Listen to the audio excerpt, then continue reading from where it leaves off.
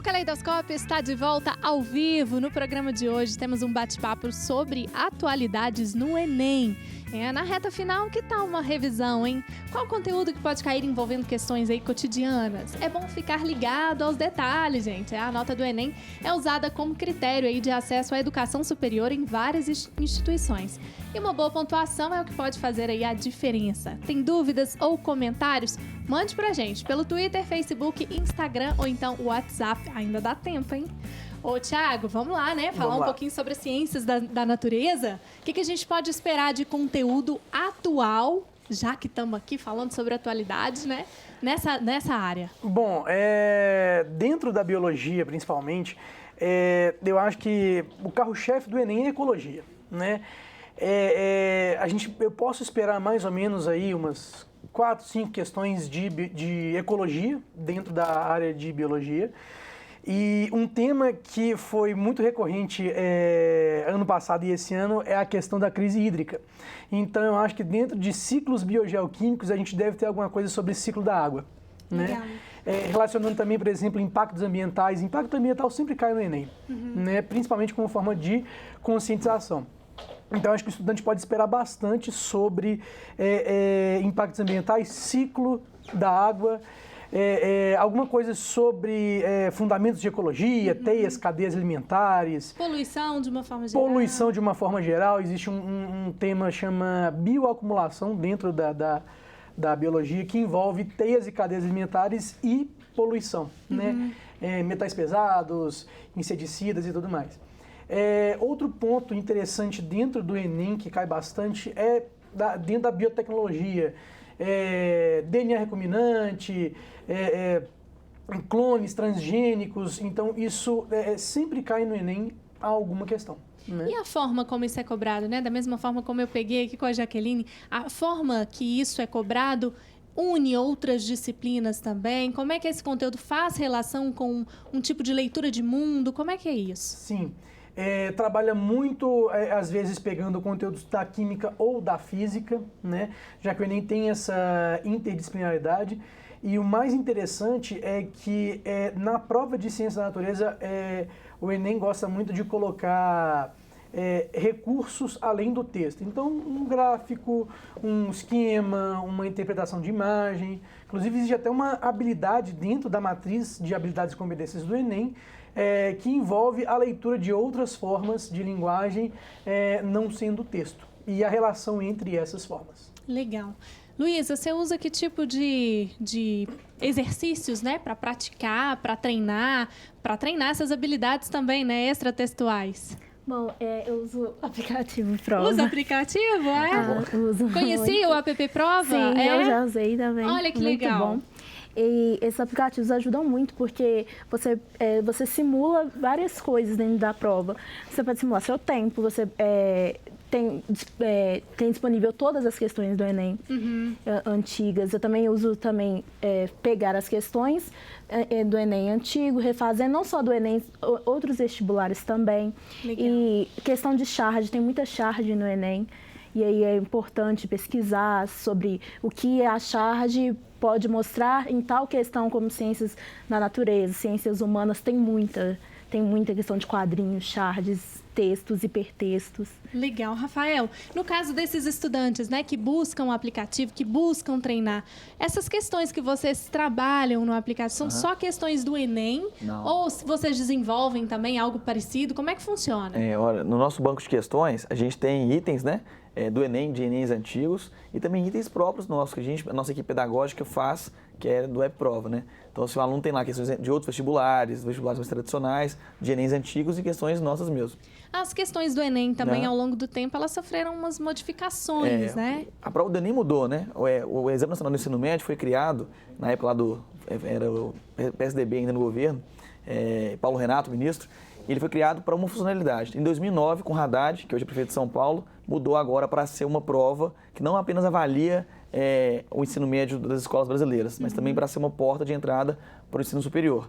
Então, mudou a prova toda, o número de questões, a formatação das questões, né? Agora, uma prova, olha só, Simona, na época que a gente fez vestibular, a grande maioria aqui, o aluno que se destacava no vestibular é o que armazenava mais conteúdo. Conteúdo, ele lembrava do conteúdo, marcava a questão acerto e erro. Bem, o Enem, conteúdo é importante? É muito importante, mas o que vai diferir, segundo a prova do Enem, é a habilidade do aluno. Igual ela falou ali, a habilidade de interpretar, analisar, ponderar.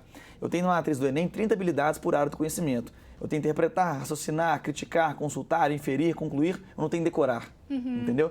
Então a ideia do Enem é quão habilidoso o aluno é para interpretar uma charge, uma imagem, ler o enunciado com clareza, entendeu? E marcar as questões. Além disso, a outra mudança também teve no Enem foi o método de correção.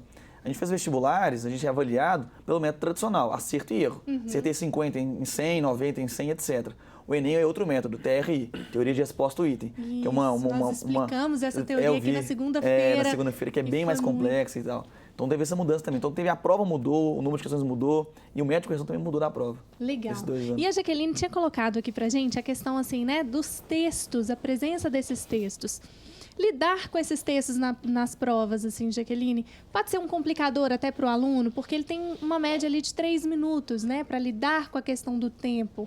Tem alguma estratégia para facilitar um pouco, né, para que o aluno não fique tanto tempo numa questão, para que ele possa desenvolver, às vezes, também a ansiedade, vai deixando o tempo passando, né? E eu queria que vocês falassem um pouquinho sobre isso para a gente tentar contornar um pouco, principalmente na história, né, que a gente tem aí uns textos maiores, e na biologia também tem referências aí com outras disciplinas, né?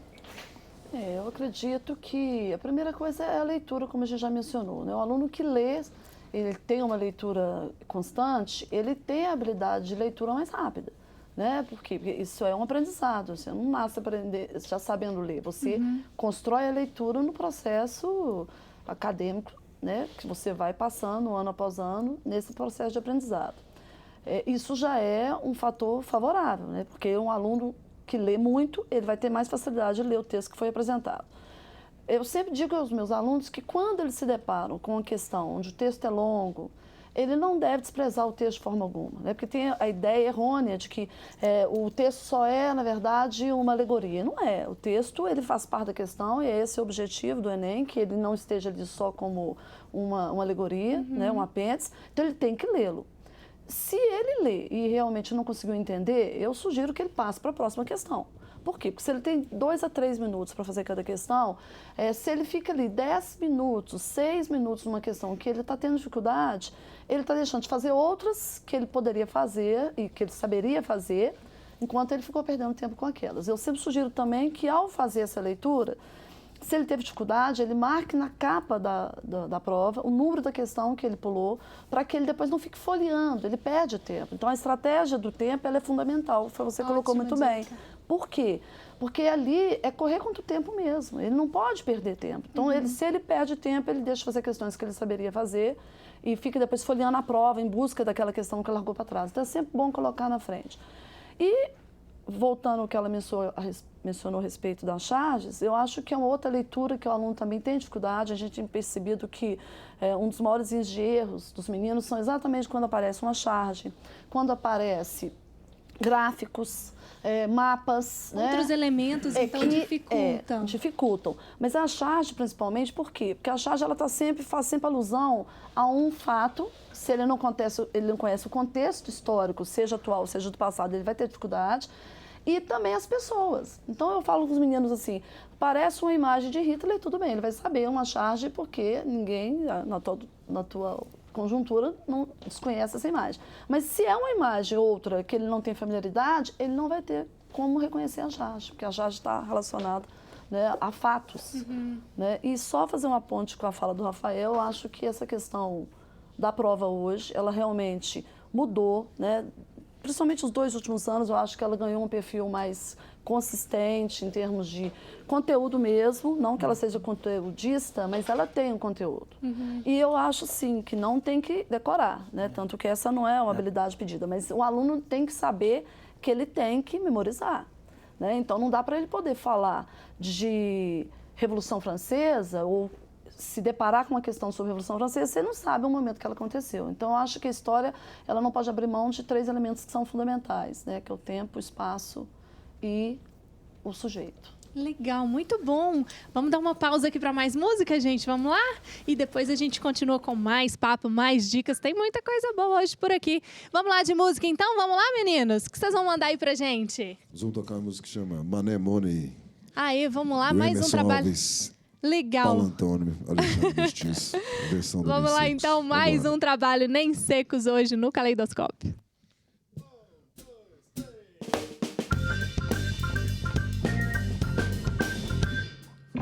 Mané, mané, mané, mané, money, mané, mané, money. Mané, mané, mané, mané, money, mané, mané, money. Olha o carteira, carteira, papelada no chão. O motoqueiro do bicho, atropelando a certeza na mão da miséria, menino. Os becos farpados dos guetos, tudo rola solto, tudo rola solto. Tudo rola solto, tudo rola solto. Os becos farpados dos guetos, tudo rola solto, tudo rola solto. Tudo rola solto, tudo rola solto. Funk, rap, soul, funk, rap, rock, soul. Funk, rap, soul, funk, rap, rock, soul. Mané, mané, mané, mané, money, mané, mané, money. Mané, mané, mané, mané, money, mané, mané, money.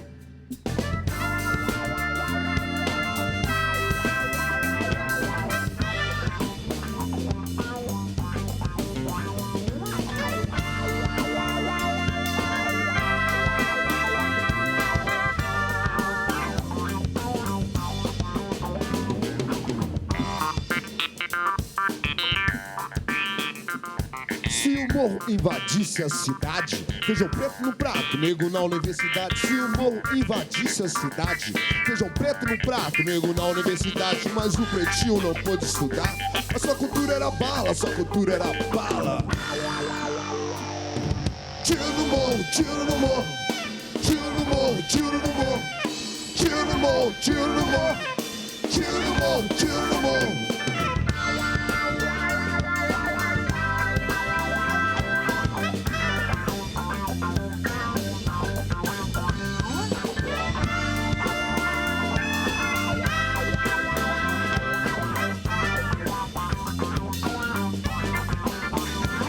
Se o morro invadisse a cidade, feijão preto no prato, nego na universidade. Se o morro invadisse a cidade, feijão preto no prato, nego na universidade. Mas o pretinho não pôde estudar, a sua cultura era bala, a sua cultura era bala.